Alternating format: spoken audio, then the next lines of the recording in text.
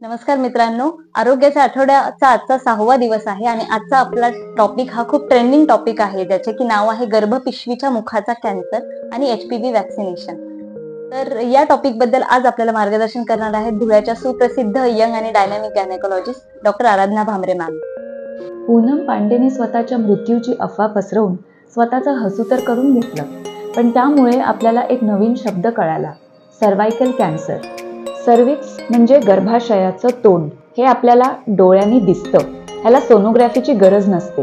भारतात दरवर्षी 1,24,000 महिलांचं सर्व्हायकल कॅन्सरचं निदान होतं आणि त्यातल्या 78,000 महिला त्याला मृत्युमुखी पडतात. स्तनांच्या कॅन्सरनंतर कॅन्सरमुळे मृत्युमुखी पडणाऱ्या महिलांमध्ये सर्व्हायकल कॅन्सर हे 2 नंबरवरचं कारण आहे. सर्व्हायकल कॅन्सर HPV म्हणजे ह्युमन पॅपिलोमा व्हायरस या व्हायरसमुळे होतो. या व्हायरसचे अनेक प्रकार असतात, पण जवळजवळ 95% कॅन्सर हे HPV 16 आणि 18 ह्या टाईपमुळे होत असतात. विशेष म्हणजे हा कॅन्सर टाळता येतो. ह्याच्यासाठी लस सुद्धा उपलब्ध आहे आणि कॅन्सर निर्माण होण्यापूर्वी सर्व्हिसवरची जी जखम तयार होते ती रेग्युलर चेकअपमुळे लगेच डायग्नोज सुद्धा करता येते. जर हा कॅन्सर पहिल्या स्टेजमध्येच आढळला तर तो बरा होऊ शकतो आणि कॅन्सर निर्माण होण्याच्या आधी सुद्धा त्याला डायग्नोज करता येतं आणि पूर्णपणे टाळता येतं. असं म्हणतात की जवळजवळ 80 ते 85% लोकांना, मग ती महिला असो किंवा पुरुष असो, ह्यांना HPV व्हायरसची लागवड होऊ शकते. त्यामुळे जर HPVचं इन्फेक्शन टाळायचं असेल तर HPVचं वॅक्सिन महत्वाचं आहे.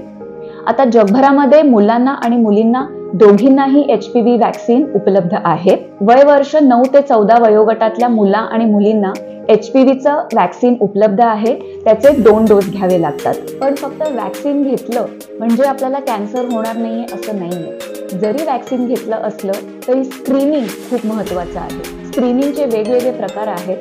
पहिलं म्हणजे HPV व्हायरसचं स्क्रीनिंग, दुसरं म्हणजे LBC लिक्विड बेस्ड सायटॉलॉजी किंवा पॅप स्मिअर स्क्रीनिंग आणि तिसरं म्हणजे VIA किंवा VILI visual inspection with acetic acid आणि visual inspection with revolved iodine.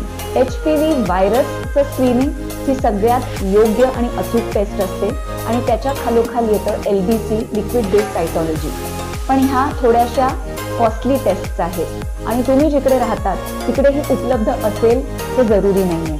विशेषतः गावांमध्ये आणि खेड्यापाड्यांमध्ये जिकडे ट्रेंड गायनेकोलॉजिस्ट, ट्रेंड पॅथॉलॉजिस्ट हे उपलब्ध नसतात, तिकडे खूप कमी खर्चामध्ये किंवा निशुल्कपणे VIA नावाची टेस्ट करता येऊ शकते. नॉर्मल सर्व्हिक्सच्या पेशी काही अशा प्रकारे दिसतात आणि कॅन्सरच्या पेशी काही अशा असतात. पण नॉर्मल सर्व्हिक्स हे कॅन्सरमध्ये रूपांतरण होण्यापूर्वी त्याच्यामध्ये काही मधल्या स्टेजेस असतात, ज्याला CIN 1, 2 आणि 3 असं म्हणतात. स्क्रीनिंगने तुम्हाला CIN 1, 2 किंवा 3 आहे का ह्याचा अंदाज बांधला जातो. HPV किंवा LBC टेस्टिंग मध्ये सर्व्हिक्स वरती एक ब्रश फिरवून त्या पेशी स्लाइड मध्ये बघितल्या जातात आणि त्याच्यामध्ये L-सील किंवा H-सील ही जखम आहे का बघतात. त्याच्याने CIN 1, 2 किंवा 3 असू शकतं की नाही हे समजतं. VIA आणि VILI नावाची एक खूप कमी खर्चाची तपासणी आहे, ज्याच्यामध्ये सर्व्हिक्स वरती काही केमिकल्स लावून एखादी विशिष्ट प्रकारची जखम ही L-सील किंवा H-सील आहे का ह्याचा अंदाज बांधतात. जर तुम्हाला CIN आढळला तर ह्याचा अर्थ गर्भपिशवी काढायलाच पाहिजे हे जरुरी नाहीये. क्रायोथेरपी नावाच्या एका प्रोसिजरमुळे गर्भाशयाच्या तोंडावरती ज्या ॲबनॉर्मल पेशी असतात त्यांना फ्रीज करून त्या ॲबनॉर्मल पेशी नष्ट केल्या जातात. जर CIN 2 किंवा 3 म्हणजे थोडंसं हायग्रेड लिजन असेल तर तो जो टिश्यू आहे तो एका वायरनी काढून टाकता येतो. पूर्ण गर्भाशय काढण्याची किंवा पूर्ण सर्व्हिक्स काढण्याची गरज नसते. बऱ्याच महिलांना सर्व्हायकल कॅन्सर हा अशा स्टेजला आढळतो जेव्हा त्यांना काही मूलबाळ नसतं. त्यामुळे जर तुम्हाला CIN ची जखम आढळली कोणत्याही स्क्रीनिंग प्रोसिजरमुळे तर गर्भपिशवी काढायलाच पाहिजे हे जरुरी नाहीये. पण जर तुम्हाला सर्व्हायकल कॅन्सर असेल तर तुमच्या कॅन्सरच्या स्टेज प्रमाणे पुढची ट्रीटमेंट ठरवली जाते. 25 वर्षानंतर प्रत्येक स्त्रीने सर्व्हायकल कॅन्सरचं स्क्रीनिंग हे केलंच पाहिजे.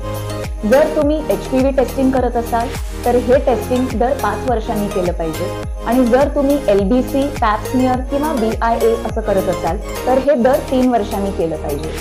साधारणपणे 60व्या किंवा 65व्या वर्षीपर्यंत स्क्रीनिंगची गरज असते. त्याच्यानंतर जर तुमचे सर्व रिपोर्ट्स नॉर्मल असतील तर स्क्रीनिंगची गरज नाहीये. या सर्व स्क्रीनिंग टेस्ट ह्या पूर्णपणे पेनलेस आहेत, त्याच्याने दुखत नाही. या महिला दिनाच्या निमित्तानं आपल्या आयुष्यातली जी सर्वात महत्त्वाची स्त्री असेल तिला आपण सर्व्हायकल कॅन्सरला बळी पडू देणार नाही, यासाठी एक पाऊल उचलूया. 9 ते 14 वयोगटातील मुलीला HPV वॅक्सिन घेण्यास प्रवृत्त करा. 25 वर्षावरील महिलेला सर्व्हायकल कॅन्सर स्क्रीनिंग करण्यासाठी प्रवृत्त करा.